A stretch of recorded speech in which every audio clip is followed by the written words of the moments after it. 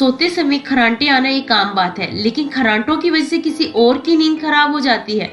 लेकिन अब सवाल आता है, हमें खर्राटे क्यों आते हैं? सोते समय बार बार करवटें लेते हैं, जिसके कारण हमारी श्वास नली की पोजीशन बार बार बदलती रहती है। लेकिन कई बार सोते समय हमारी पोजीशन कुछ इस तरह हो जाती है कि हमारे गले के बाहर के कारण हमारी श्वास नली अवरुद्ध हो जाती है, जिस कारण हमें सांस लेने में समस्या उत्पन्न हो जाती है और हम तेजी से सांस लेने और छोड़ने लग जाते हैं। तेजी से सांस लेने और छोड़ने के कारण हमें खर्राटे आते हैं। और भी ऐसी वीडियो के लिए हमारे चैनल को सब्सक्राइब करें और वीडियो को लाइक करें। Thank you.